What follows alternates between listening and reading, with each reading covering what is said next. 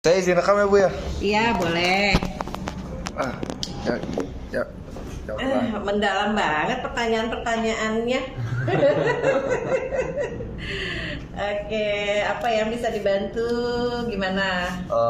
Sebelumnya Bu, kita mau tahu dulu apa namanya? Ada pertanyaan apa nggak yang Ibu keberatan buat menjawab gitu Bu? Oh, ini sebenarnya ada yang kalau yang cagar budaya sama warisan budaya sih masih di kita. Cuman ini mungkin yang percepatan revisi Perda bukan di saya. Itu ada di sana di bidang pengembangan. Nah, kemudian kerjasama juga ada di pengembangan nih, membuka ruang kerjasama dengan CSR kayak gitu. Digital terpadu juga ada di sana, tapi saya bisa sih agak sedikit menjawab sepengetahuan saya ya. Oke. Yang nomor 4 nih yang khusus. Berarti yang Ibu kesulitan nomor berapa aja Bu? Nomor 4. 8 ya Bu? 8 sama 14. 14. 4, 8, 14.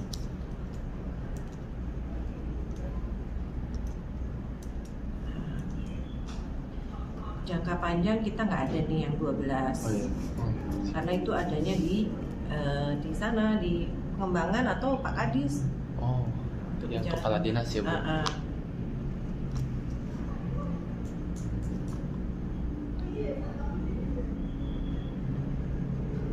Oke, mungkin saya mesti menjelaskan dulu apa yang ruang lingkup saya ya. Jadi terima kasih nih Wilson udah datang ke kantor saya untuk kita wawancara.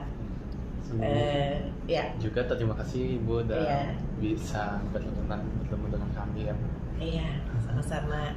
Ini karena nih aktif semua ya di penulisan ya. Nulis buku. Ikut nggak nulis buku yang MTH Tamrin? Ikut ya. Dapat nggak 20 peserta yang ikut? Wah, aku sih nggak dapat ya. Nggak dapat. Wilson dapat yang MTH Tamrin. Selamat ya. Bukunya udah dicetak tuh. Udah dapat? Udah Bu. Udah ya. Itu juga nanti mau kita upload di websitenya DKI. Gitu. Biar banyak yang baca ya, biar banyak yang bagus kok. Iya. Nah, sebelum wawancara mungkin harus saya sampaikan biar punya persepsi yang sama dulu tentang apa yang menjadi tugas pokok dan visi saya di sini. Jadi ya, kenalkan saya Linda Endriani, saya Kepala Bidang Pelindungan Kebudayaan Dinas Kebudayaan Provinsi DKI Jakarta. Nah, Dinas Kebudayaan Provinsi DKI Jakarta itu strukturnya ada kepala dinas, kemudian sekretaris dinas, kemudian di bawahnya kepala dinas itu ada sekretaris dinas, kemudian ada 4 bidang. Bidang pelindungan yang sekarang saya ampu, kemudian bidang pengembangan, bidang pembinaan, dan bidang pemanfaatan. Nah, di dalam bidang pelindungan itu mempunyai tugas pokok adalah dia ada 4 aspek. Kalau di pelindungan itu yang pertama adalah inventarisasi, kemudian penyelamatan, kemudian pengamanan, dan kemudian 4 publikasi. Nah, 4 aspek itu yang kita lakukan. Nah, untuk inventarisasi tentunya terkait dengan data. Tapi kami itu hanya terbatas kepada tupoksinya adalah mengenai nilai budaya dan cagar budaya. Jadi 4 aspek itu yang kita ampu. Nilai budaya adalah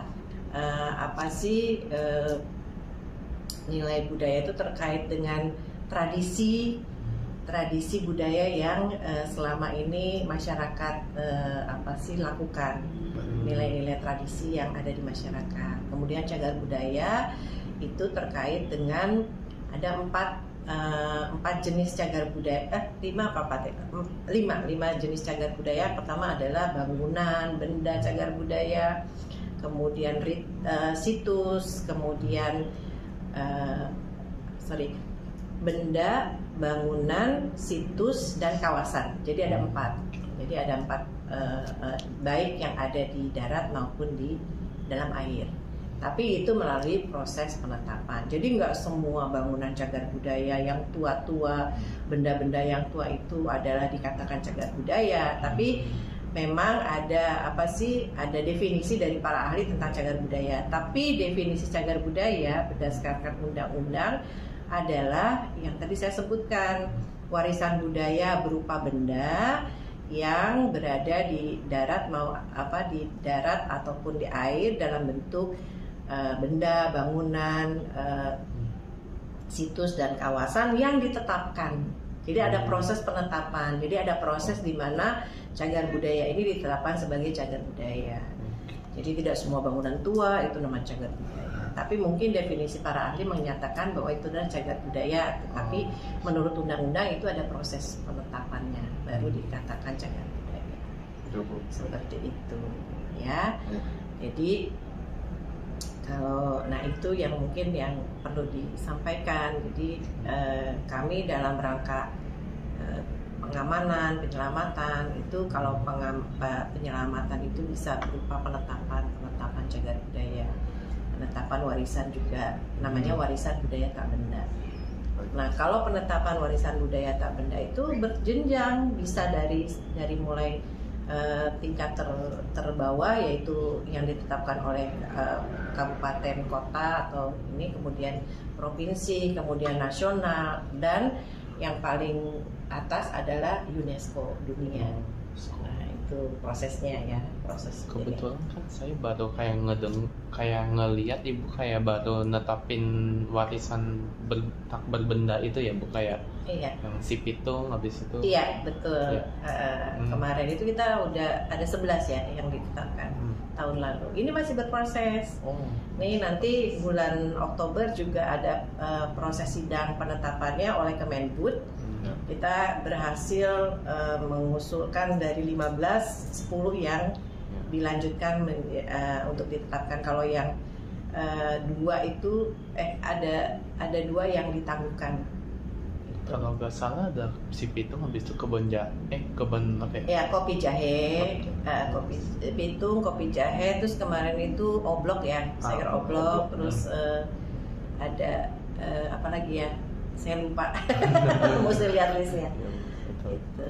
Nah, besok itu Oktober kita lagi berjuang lagi untuk mempertahankan kajian kita untuk 10 objek yang nanti ditetapkan oleh Kemendikbud untuk jadi warisan budaya tak benda. Warisan budaya tak benda juga berjenjang dari dari kabupaten kota, provinsi, kemudian nasional, yang nanti Oktober baru nanti UNESCO. Di ujungnya UNESCO. UNESCO itu seperti kebaya. Kebaya itu yang kemarin baru ditetapkan itu kebaya dan Ponorogo. Yang batik. Iya, batik udah sebelumnya. Nah, itu World Heritage. Tapi kebaya kerancang, kebaya itu juga hasil dari karena termasuk DKI yang bukan mengusulkan ya.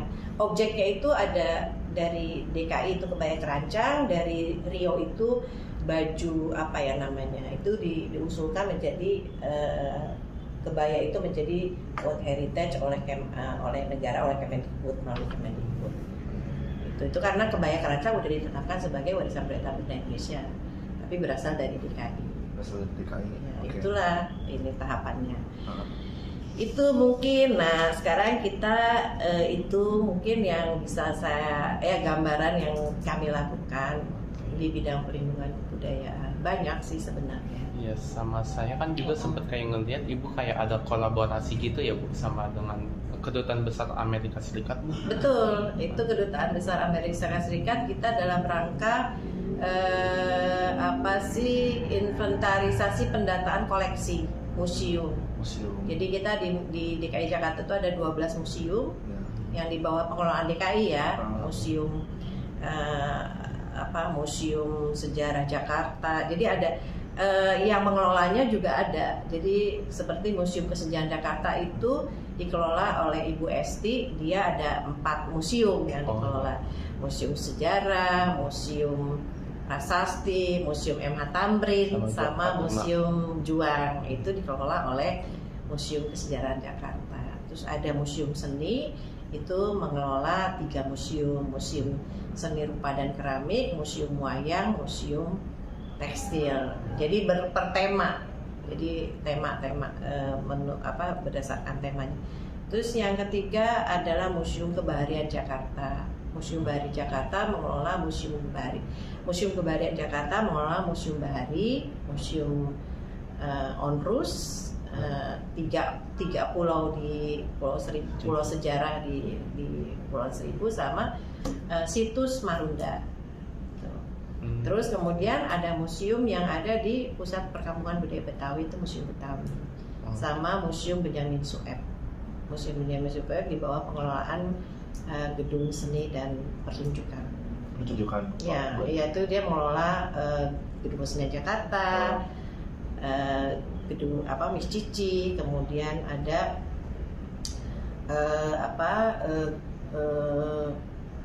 Benyamin Sueb, gedung bekas Exkodim yang di Jatinegara, namanya sekarang dinamakan gedung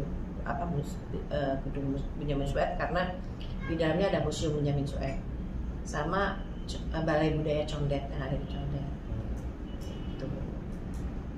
Jadi ada yang UP yang langsung mengelola museum, ada UP yang mengelola kawasan tapi di dalamnya ada museumnya. Nah itu yang dikerjasamakan dengan Amerika. Sebenarnya yang dananya dari Amerika, tapi yang melaksanakan programnya adalah SEAMS, Southeast Asia Museum Association. SEAMS, ya, Southeast Asia Museum Association. Oke, mungkin nanti pertanyaan spesifik kita ke pertanyaan awalan dulu kan ya Bu ya.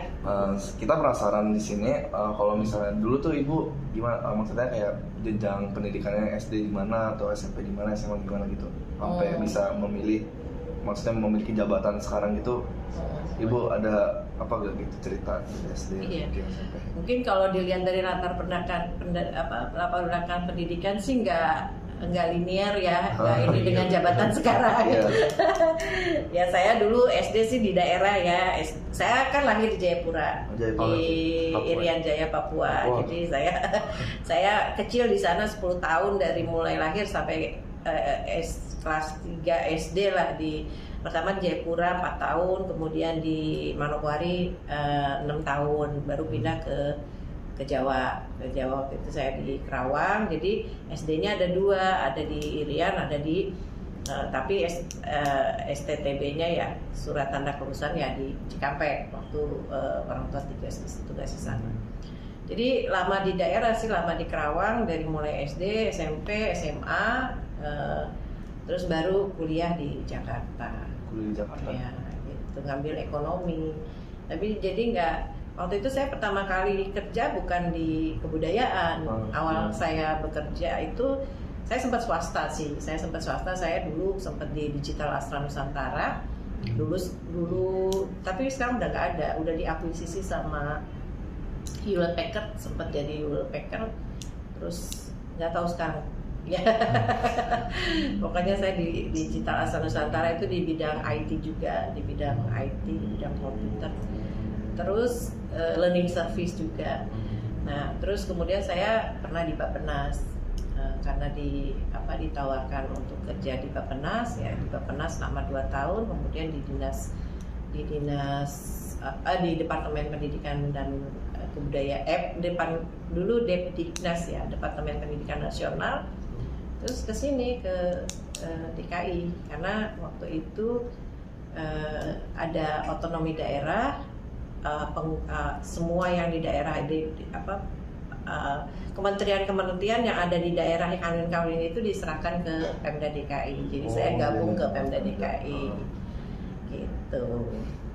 Jadi itu terus berjalan ya, awalnya sih di dinas pendidikan ya, dulu Kanwil Pendidikan, terus kemudian berubah menjadi dinas karena gabung dengan Pemda DKI dengan dinas pendidikan. Nah, terus muter kan kita kan harus bersedia ditempatkan di mana aja. Iya. Jadi akhirnya ya sekarang budaya. Kalau dilihat dari apa sih, udah kemana-mana sih. Udah pernah sempat ke Badan Kepegawaian Daerah, kemudian Wali Kota Jakarta Barat. Dan kalau dilihat DKI Jakarta itu berbeda dengan yang lainnya, provinsi lainnya. Kalau DKI Jakarta itu dia otonominya otonomi tingkat provinsi. Ya, karena wali kotanya itu appointed by governor. Dia wali kotanya nggak dipilih oleh rakyat kayak di daerah lain. Jadi agak berbeda dengan provinsi lain. Kalau secara pilihan itu gimana tuh? Kenapa? Secara pilihannya gimana? Pilihan untuk apanya? Menjadi jabatan sekarang gitu, maksudnya ditempatkan, pilihan untuk penempatannya, yaitu penilaian pimpinan. Jadi saya ditempatkan di sini karena penilaian pimpinan gitu. Tapi Ibu emang ada kesulitan dan kebutuhan organisasi ya. Kebutuhan organisasi. Ibu ada kesulitan nggak dari kayak misalnya kan Ibu tadi kuliahnya ambil jurusan ekonomi, sampai bisa ke kebudayaan sekarang ini, maksudnya Ibu ada kesulitan nggak? Sebenarnya nggak ada sih, asal kita mau belajar aja, karena kan memang kadang-kadang ada ilmu yang nyangkut juga. Misalnya kita saya pernah di Dinas Pariwisata dan Kebudayaan sebelum pisah antara Dinas Kebudayaan dan Dinas Pariwisata dan Ekonomi Kreatif, itu kan juga ada tentang promosi pariwisata. Nah, di ekonomi belajar tentang promosi. Di ekonomi jadi kan ada juga ilmu-ilmu yang didapatkan di pendidikan yang bisa diterapkan gitu. Terus bagaimana bisa menilai atau ini adalah dengan produksi sekian gitu kita bisa mendapatkan keuntungan, misalnya promosi ke luar negeri, kita bisa membidding berapa banyak pengusaha, ya kita nggak sendiri, ada travel agent yaitu. Nah itu berapa travel agent sih yang harus mereka capai, harus mereka bidding berapa ininya, sehingga ketika biaya ke luar negeri itu ya mengcover, ya ada keuntungan ketika untuk Jakarta terutama gitu kan. Biaya promosi dengan keuntungan yang didapat dengan promosi yang dilakukan itu dengan kerjasama dengan travel agent di luar negeri, itu harus kita hitung. Jangan sampai istilahnya analisa pasarnya juga harus tahu. Misalnya negara apa yang memang dia akan banyak datang ke Jakarta, itu juga harus dianalisis secara ekonomi. Itu ada masanya kita ilmu yang kita dapatkan bisa digunakan, walaupun tidak secara keseluruhan. Tetapi memang itu aja pengaruh juga ketika di tataran teknis. Tapi ketika di tatarannya manajemen seperti sekarang kepala bidang, itu kita lebih pada pengelolaan manajemen semuanya ya, sumber daya manusianya, SDM-nya, anggarannya termasuk gitu, program-program gitu. Jadi kalau sekarang lebih kepada ilmu manajemen, bagaimana mengelola semua sumber daya yang ada di kita gitu di tempat. Sama kata Ibu kan tadi kan kayak Ibu ngatur dari SDM itu secara manajemen. Nah, kita ada kesulitan nggak dari situ?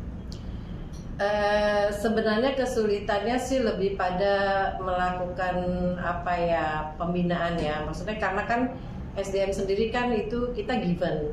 Jadi kita nggak bisa minta, boleh kita minta, tapi kan kadang-kadang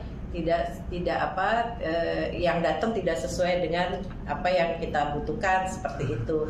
Nah itu bagaimana kita ya harus ngajarin, harus mengajarkan teman-teman ini yang staff yang di bawah saya ya harus saya saya harus lakukan ini, tidak bisa melepas begitu saja gitu. Jadi dalam hal pekerjaan ya ada yang kurang, ada yang bisa langsung tune in, ada yang itu kan harus di manage kan. Nah mungkin yang kurang paham atau kurang ini ya harus kita berikan binaan tuh ya istilahnya ya memberikan arahan bagaimana ini harus dilakukan seperti itu. Tapi intinya adalah kalau di pemerintahan itu pasti ada aturan-aturan yang harus dijalankan, itu sih.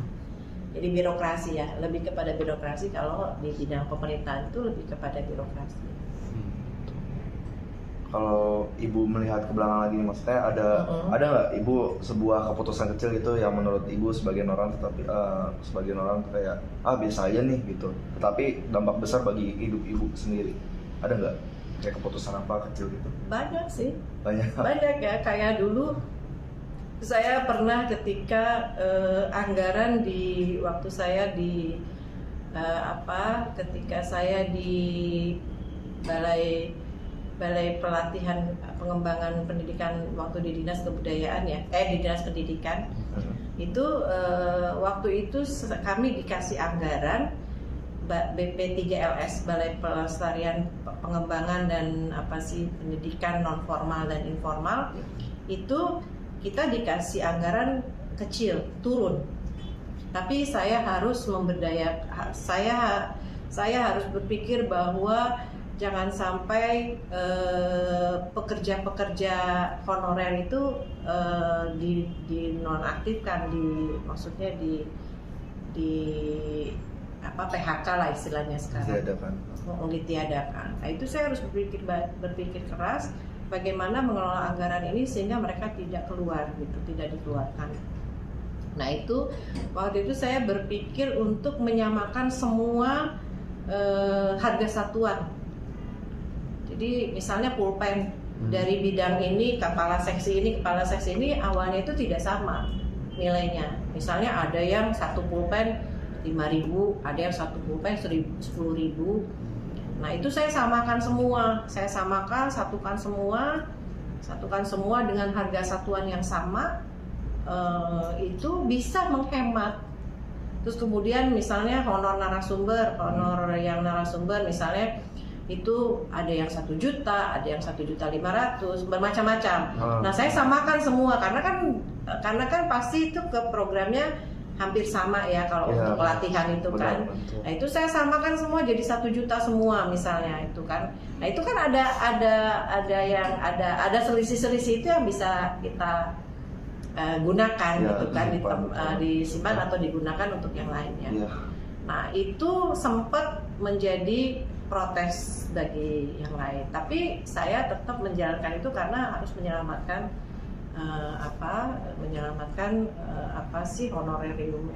honor lain yang kalau tidak dilakukan itu dia akan dikeluarkan. Nah itu berjalan, akhirnya sekarang berjalan kebijakan itu semenjak Pak Ahok malah dilakukan namanya e-budgeting. E-budgeting itu menyamakan semua harga satuan untuk seluruh biaya ya. Jadi tapi itu juga ada istilahnya ada penyamaan itu, ada semua itu ini kan dengan sistem gitu, disatukan dengan sistem itu jadi tinggal klik gitu. Itu menurut saya sih waktu awal-awal itu cukup memberikan dampak. Waktu saya ya, waktu itu belum ada istilah e-budgeting sekarang itu. Nah, tapi itu saya lakukan di unit yang paling kecil. Waktu itu masih unit pengelola ya, maksudnya UPT ya, unit pelaksana teknis yang ya unit kecil lah. Tapi itu menurut saya bagi saya itu memiliki dampak yang besar untuk tidak mengeluarkan. Artinya ya karena saya kan berpikir mereka punya keluarga. Betul. Tapi ada nggak Bu yang nolak kayak atau itu adalah sebuah keputusan yang mutlak gitu loh dalam e-budgeting tersebut? Waktu saya ya karena lingkungan saya ya saya mempertahankan itu gitu loh. Dan itu tidak berpengaruh pada program itu jadi turun kualitasnya, enggak gitu loh. Jadi tetap itu program bisa berjalan, tapi mungkin ya pembayaran kepada narasumber yang itu dia tidak ya artinya kita sesuaikan gitu. Tidak berdampak mereka tidak mau atau itu enggak, tetap berjalan dan mereka menjadi narasumber seperti itu. Untuk saat ini, maksudnya dalam masa sekarang gitu, apa yang udah ibu dapatkan ini, ada nggak ibu kayak ada sejauh ini masih ada harapan yang benar-benar ibu pengen gapai lagi gitu, atau ada apa? Khususnya untuk dari dinas kebudayaan ini. Iya. Oh, dinas kebudayaan secara pribadi atau gimana? Secara pribadi atau ya terserah. Saya ingin menjadi apa gitu nantinya gitu. Iya mungkin iya. Ya sementara ini sih masih saya mensyukuri apa aja dulu yang ada sekarang gitu loh. Sebagai kepala bidang pelindungan kebudayaan, dan ini juga tidak mudah juga karena kan ya masih apa sih? Iya, nggak mudah juga. Jadi banyak kegiatan, banyak apa sih, kita melayani masyarakat juga. Jadi ya untuk ke depan pengen apa sih ya belum lah, masih. Berarti masih belum ada ya Bu ya? Iya. Mungkin kita nanya bentuk harapan ibu buat kayak apa? Untuk masa yang akan datang gimana sih budaya-budaya yang di Indonesia kan mulai sekarang kan kayak banyak dari yang apa fashion misalnya dari luar negeri kita pakai baju yang gimana gitu. Adanya westernisasi. Ya sebenarnya sih harapan kita itu apa sih generasi sekarang, generasi ini harusnya lebih mencintai budaya kita sendiri. Karena kan nilai-nilai budaya kita sendiri itu sebenarnya terbentuk karena ada nilai budaya yang di dalam nilai penting di dalamnya, seperti misalnya di dalam tarian-tarian itu kan juga ada filosofi yang ada, gitu kan. Batik juga misalnya contoh ya, batik itu juga kan, batik itu ada filosofinya gitu, cerita-cerita di balik itu, dan memang itu punya nilai yang tinggi, punya nilai edukasi, punya nilai karakter bangsa yang tinggi gitu. Tapi ibu ada nggak kayak misalnya contoh cara gimana ya, cara mengaplikasikannya, maksudnya kayak kita harus lebih membudidayakan lagi budaya yang ada di Jakarta gitu, kayak gimana Bu ke anak muda gitu? Iya, sebenarnya sih harus kita banyak memberikan edukasi ya kepada anak-anak. Nah, saya sendiri di sini sudah melakukan usaha itu. Misalnya nilai budaya warisan budaya tak benda yang sudah ditetapkan oleh Kementerian Kebudayaan itu sekarang ini akan ada 85. Nah, kami sudah bekerja sama dengan Dinas Pendidikan untuk sebagian dan sudah dikaji mana-mana yang bisa diterapkan di sekolah, itu kita sudah sampaikan kepada Dinas Pendidikan untuk dijadikan muatan lokal.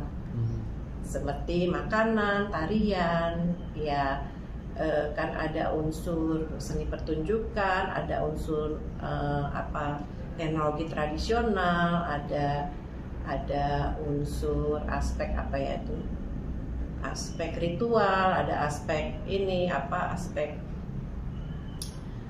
permainan tradisional gitu. Nah itu kita sampaikan ke Dinas Pendidikan untuk dijadikan muatan lokal di tingkat SD, SMP, dan SMA dengan masing-masing kemampuannya ya. Ada yang mungkin dari SD misalnya seni budaya misalnya ondel-ondel. Nah itu di tingkat SD disampaikan tidak dalam bentuk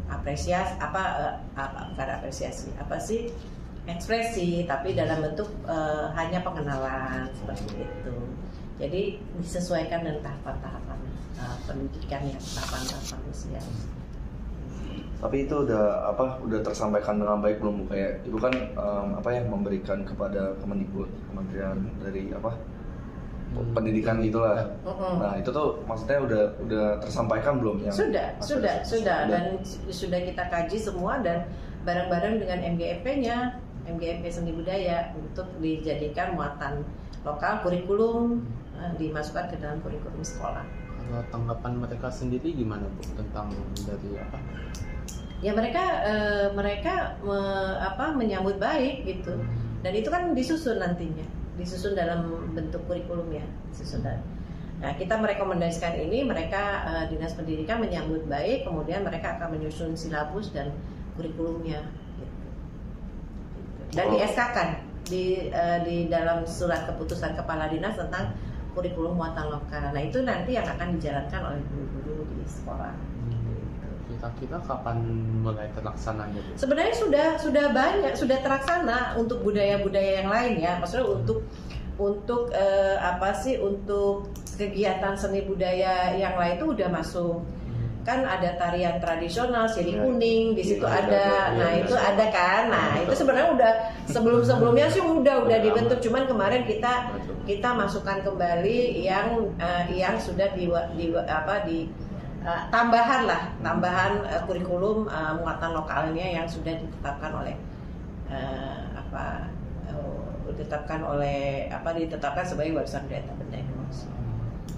Gitu. Karena tapi tidak semuanya, kayak misalnya WBTB dukun beranak itu kan udah ada di WBTB kan, karena kan memang ada nilai nilai tradisionalnya lah, itu nggak dimasukkan ke kurikulum ya, itu paling kita masukkan ke dalam pemanfaatannya, mungkin dalam festival, mungkin dalam kan ada juga yang sudah tidak bisa diterapkan, tapi kita lakukan sosialisasi, lakukan pengetahuan pendidikannya edukasinya lah gitu.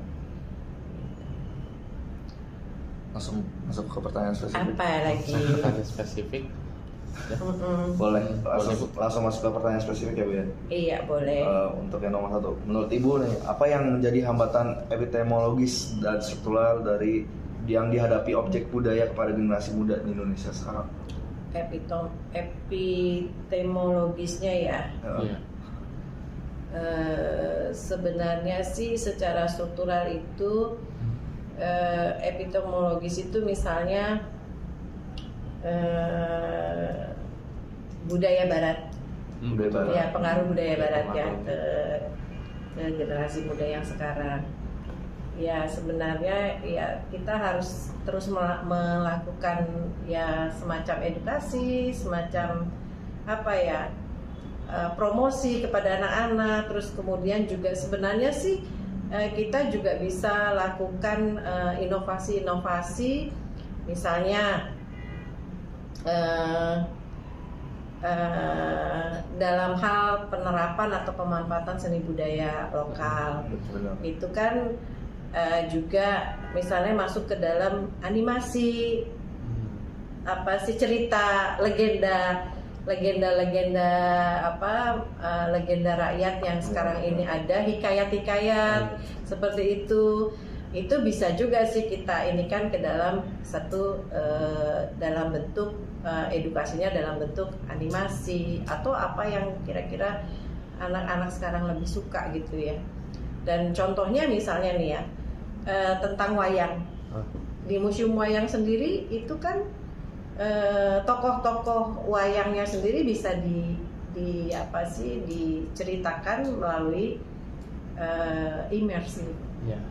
Jadi pengenalan secara ini, oh ya ini Arjuna, ini bisa diceritakan dalam bentuk secara 3D. Iya, digital gitu, 3D kayak gitu. Itu sih. Kemudian ya secara struktur itu ya memang harus melalui harus secara terstruktur ya, dari mulai mungkin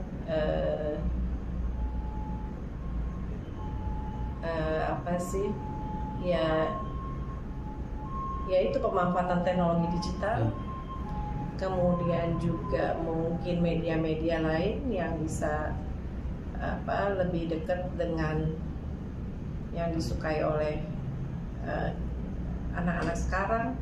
Ya, betul. Ini kadang-kadang sebenarnya jauh juga sih saya nih. Karena anak saya udah gede. Sementara saya kadang-kadang terkejut-kejut nih dengan anak-anak sekarang nih. Lebih lebih inovasi, lebih banyak kreativitasnya. Kadang-kadang juga lebih pemikirannya lebih jauh dari kita gitu. Sama kan saya juga sempat kayak ngelihat kayak ada pembuatan film kayak pendek yang dari Museum Kebaharian ya Bu.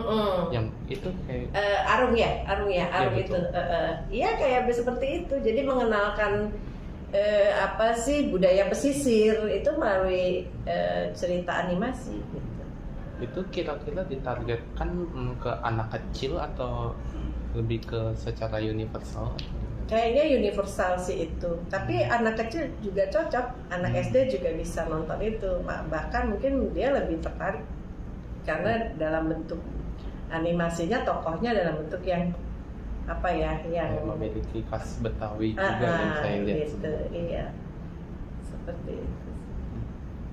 Nah, untuk pertanyaan udah Bu, saya baca-baca kalau di berita tuh kayak contohnya di survei Litbang Kompas sendiri, itu tuh menunjukkan tuh bahwa lebih dari 60% pelaku seni Betawi itu tuh hidupnya dengan kondisi berkekurangan Bu. Dan juga apa yang menjadi sekiranya yang akan dilakukan dinas kebudayaan ini untuk meningkatkan kesejahteraan mereka yang melalui pengembangan ruang ekspresi mereka sendiri, ya, Betawi, seni Betawi gitu. Kan saya sebenarnya kayak ngedengar e-budgeting itu mungkin ada hubungannya atau gimana?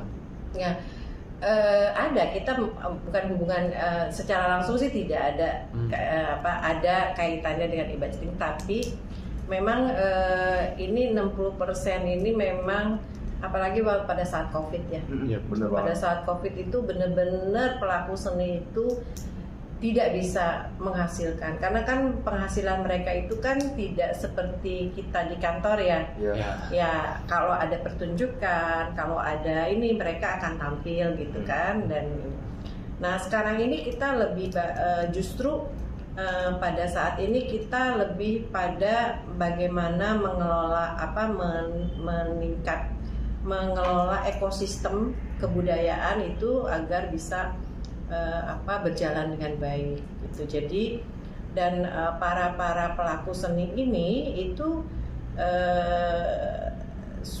artinya sekarang ini kita pemanfaatannya harus lebih banyak. Ketika ada ruang publik, ada itu, nah kita tampilkan mereka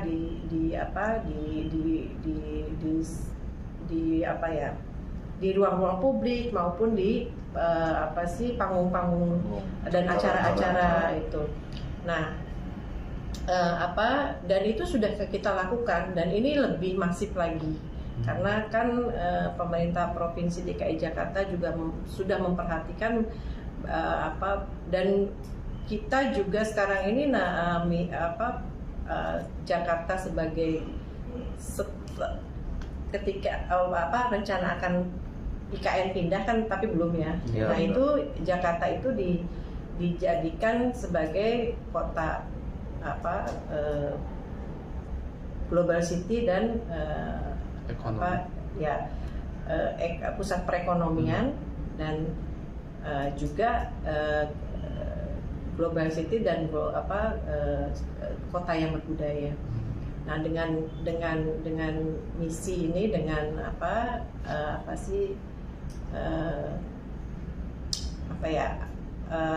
tujuannya yaitu sekarang ini kebudayaan menjadi hal yang penting dan menjadi prioritas.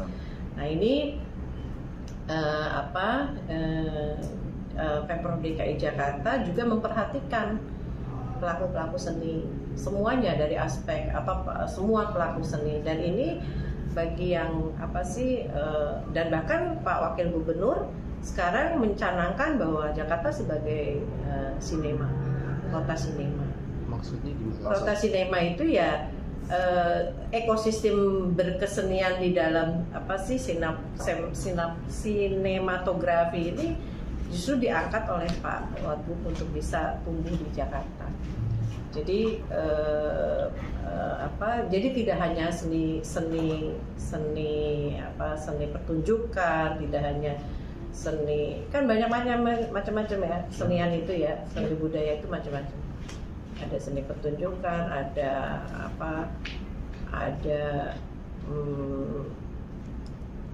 ada seni tari, ada teater, ada seni rupa gitu kan. Nah itu semua itu semua itu sekarang akan diaktifasi oleh Dinas Kebudayaan. Jadi tidak hanya pertunjukan aja, tapi teater, seni teater, bahkan sekarang festival seni teater juga ada, festival seni teater pelajar, festival seni teater ini.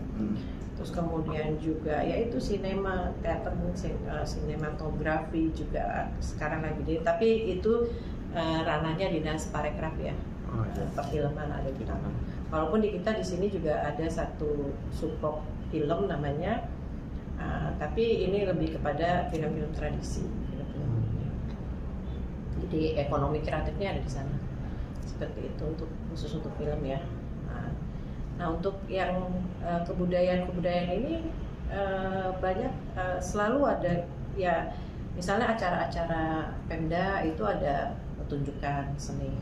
Ketika ada pembukaan itu ada tarian selamat datang, kemudian festival-festival. Nah sekarang ini akan digalakkan nanti ke depan itu setiap desa, setiap kecamatan itu harus ada punya ciri khas seni budayanya sendiri gitu.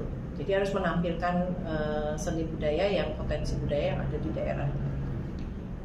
Tapi ada nggak Bu daerah yang sekarang tuh masih belum ada budaya, maksudnya kayak belum ada yang harus ditunjukkan gitu? Ada nggak daerah? Atau mungkin hampir semua sih sekarang. Kayak Rawabelong juga itu kan masuk desa budaya, kampung budaya. Itu juga lagi digodok untuk dijadikan ditetapkan menjadi kampung budaya. Gitu. Nah itu kan mereka ada di situ ada tradisional pencaksilat, cingkrik gitu. Nah itu banyak itu ininya. Terus kemudian mereka juga ada namanya sanggar-sanggar seni. Sanggar-sanggar seni di DKI Jakarta itu ada jumlahnya lebih dari 1.000. Banyak. Nah makanya itu bagaimana Dinas Kebudayaan memanfaatkan semua pelaku-pelaku seni ini, sanggar-sanggar ini untuk tampil. Itu ada yang tampil di tingkat kelurahan, ada yang tampil di tingkat kecamatan, ada yang tampil di tingkat kota, kabupaten, ada yang tampil di tingkat provinsi. Ada juga yang tampil nanti di tingkat internasional dalam rangka promosi kebudayaan. Jadi itu semua dikurasi oleh Dinas Kebudayaan. Itu sesuai dengan potensi-potensi mereka gitu kan. Ada yang mungkin masih belajar, nah itu nanti ditampilkan dan Dinas Kebudayaan juga melakukan pelatihan seni budaya di RPETRA, ruang terbuka hijau RPETRA itu. Nah itu di satu kelurahan itu satu RPETRA, ada yang 2 RPETRA itu dilakukan pelatihan tapi oleh Sudin ya. Sudin itu suku dinas kebudayaan yang ada di tingkat kota dan tingkat kabupaten. Di Pulau Seribu juga ada. Nah itu mereka dilatih, anak-anak anak-anak sekitar situ dilatih untuk tarian-tarian, penampilan tarian-tarian. Mungkin harus ke website atau medsosnya Sudin ya kalau mau lihat itu pelatihan tari itu. Jadi berapa banyak tuh yang dilatih. Itu setiap itu ada 20 peserta, minimal 20 ya, kadang-kadang banyak yang lebih dari itu. Nah itu tiap minggu mereka latihannya. Jadi mungkin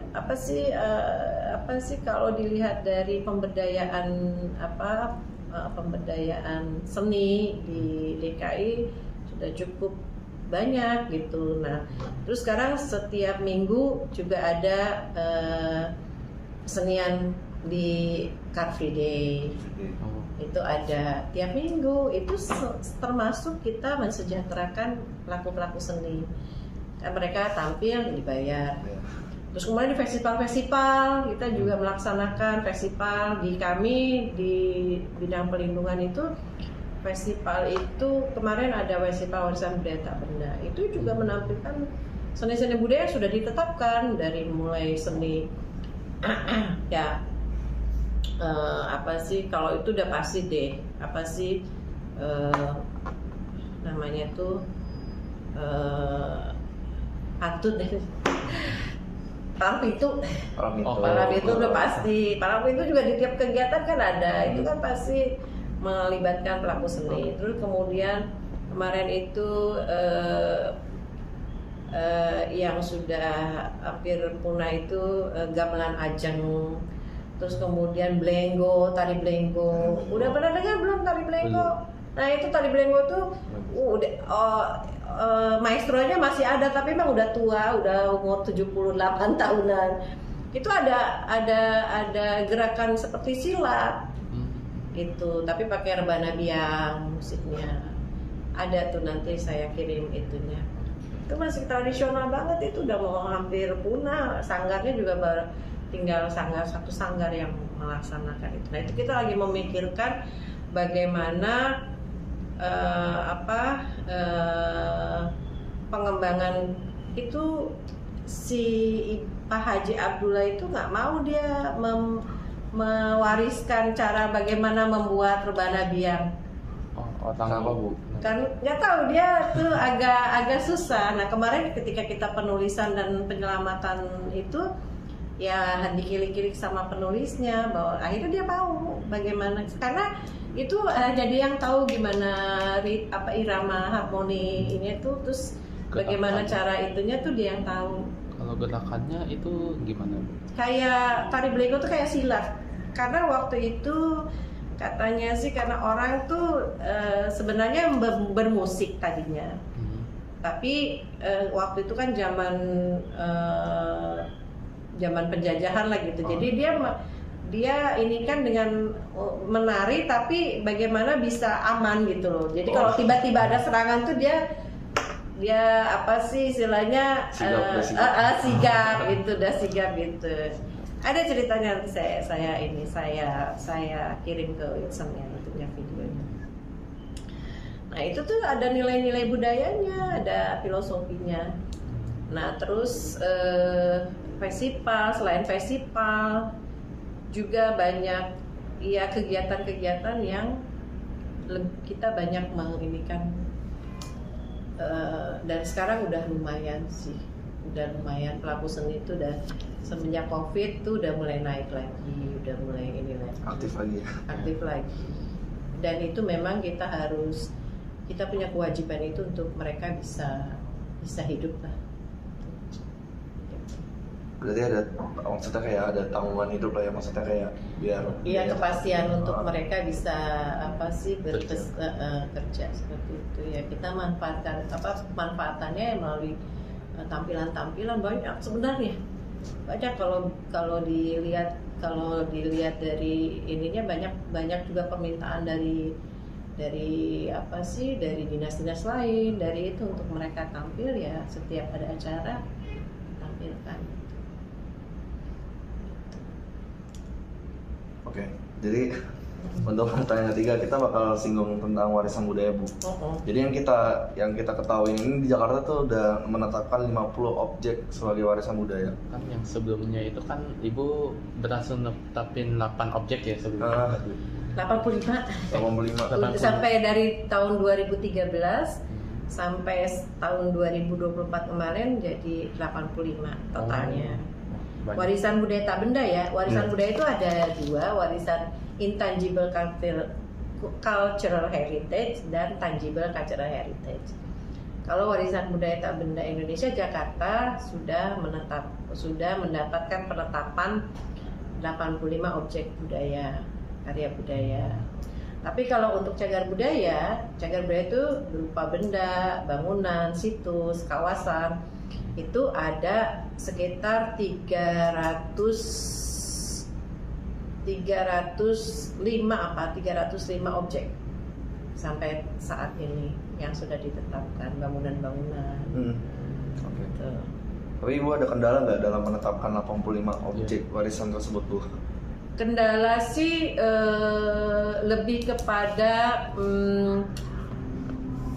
kendala tuh lebih pada kajiannya ya. Kajiannya itu kan kita kan harus mengkaji bahwa sesuai dengan borang yang diberikan oleh Kementerian Kebudayaan.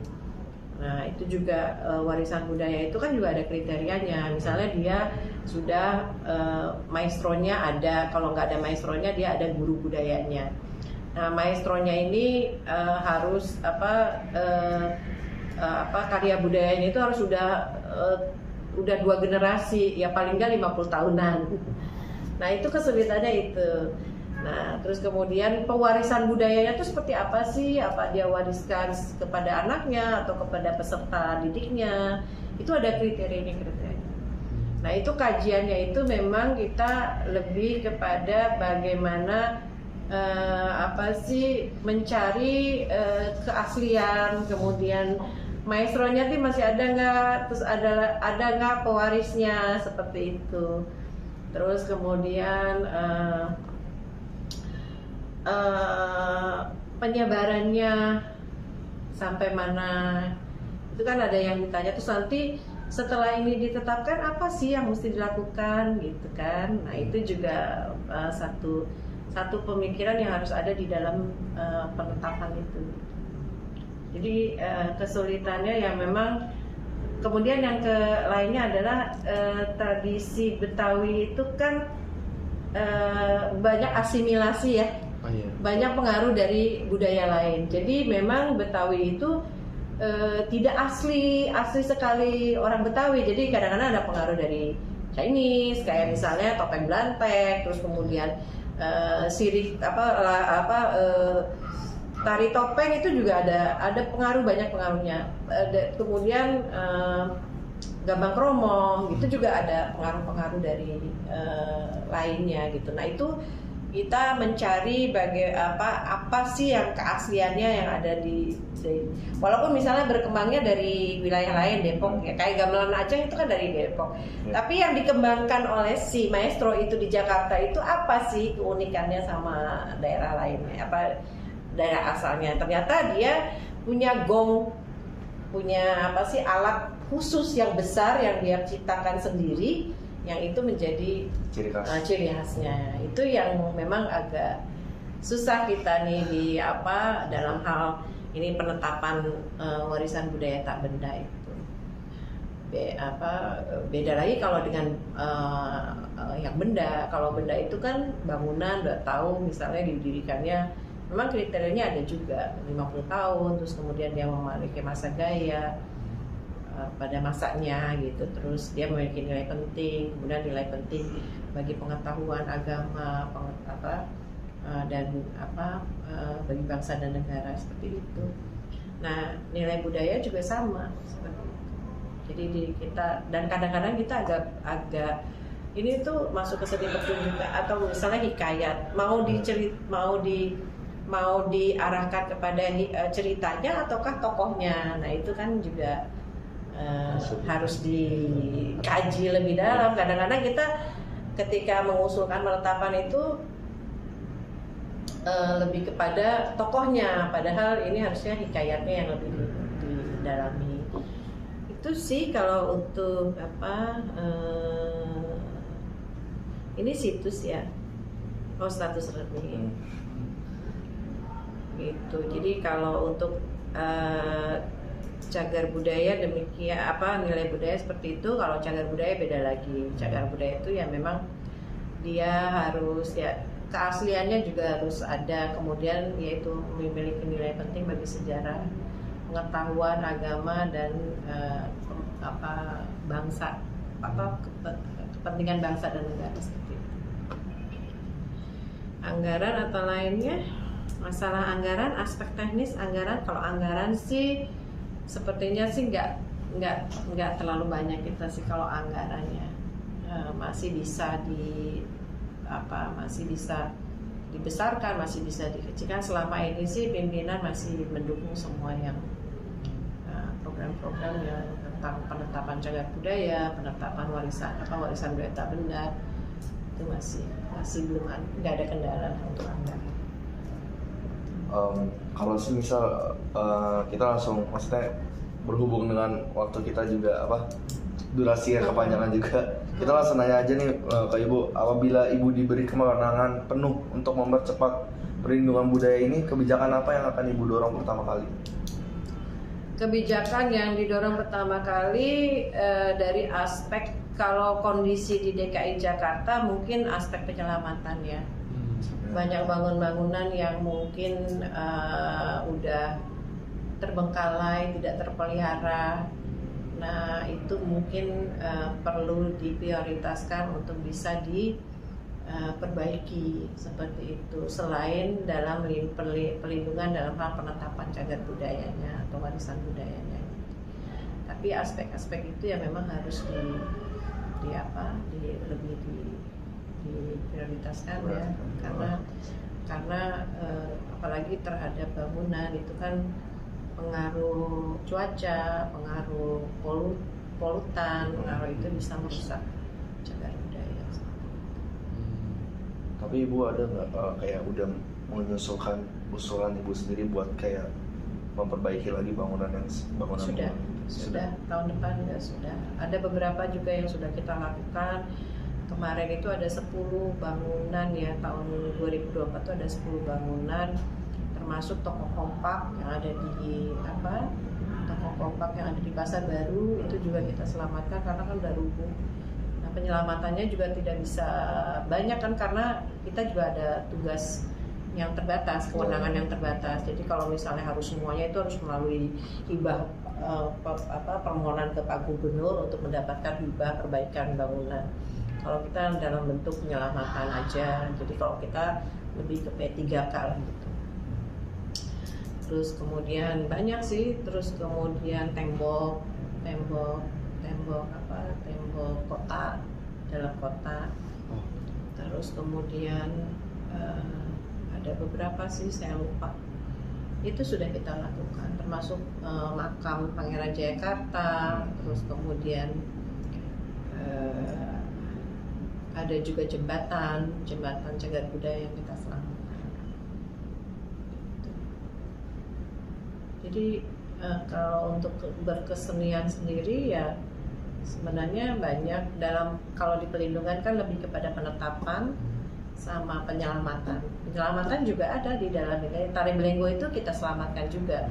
Selamatkannya itu dalam bentuk dokumentasi dan bagaimana keaslian dari itu tuh ada loh sekarang. Maksudnya kita yang aslinya itu seperti ini loh. Nanti teman-teman, anak-anak yang generasi muda yang itu ya udah tahu bahwa ini aslinya. Ini bagaimana caranya nari, bagaimana caranya itu, bagaimana sejarahnya, itu kita lakukan melalui dokumentasi dan itu penyelamatan. Nah, ketika publikasi juga sudah banyak sih kita publikasikan, pelaksanaan publikasi yang sudah kita lakukan.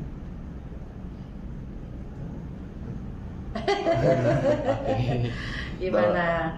Ya kalau dari kami sih harapannya ya seni itu bisa berkembang.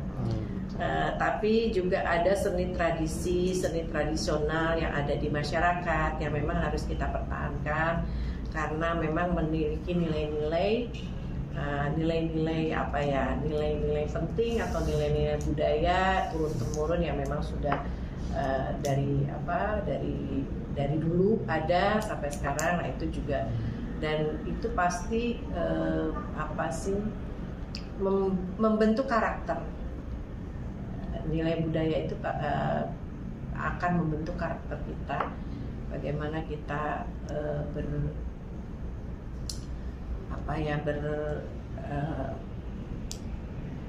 melaksanakan kehidupan sehari-hari. Mungkin kalau yang pengembangan ya pasti ada pengembangan seni itu pasti ada, dan memang Dan untuk pengaruh daripada pengaruh luar sih, yaitu jangan sampai terlalu apa ya, sehingga bahkan sekarang kan sampai mengidolakan lah gitu ya. Iya, benar. Nah itu kami sih berharap tidak seperti itu ya, harus kembali lagi ke nilai apa, ke nilai budaya kita sendirilah, karena pastinya itu membangun karakter yang baik. Apalagi apa sih, pendahulu kita kan istilahnya punya ya, terutama di seni budaya, di budaya ya, itu juga apa ya, membangun karakter yang baik tuh untuk diturunkan kepada generasi penerus. Ada lagi Mas? Apa? Sudah sih. Oke, Ibu ada, ini kan saya bakal kirim ke guru saya. Ibu ada pesan dan kesannya nggak buat Bu Diana namanya? Halo Bu Diana, salam hormat dari saya. Ini Wilson sama Brandon udah bertemu dengan saya. Mudah-mudahan wawancara ini bisa apa ya, bisa bermanfaat lah gitu untuk Brandon dan Wilson, dan juga mungkin Bapak Ibu guru di sana. Ya, kalau misalnya nanti ada pertanyaan atau apa yang bisa masih ada yang belum terpenuhi, hal ini bertanyakan, monggo silakan. Terima kasih banyak. Oke. Terima kasih Bu Diana. Ya, terima kasih Bu. Terima kasih. Ya, terima kasih.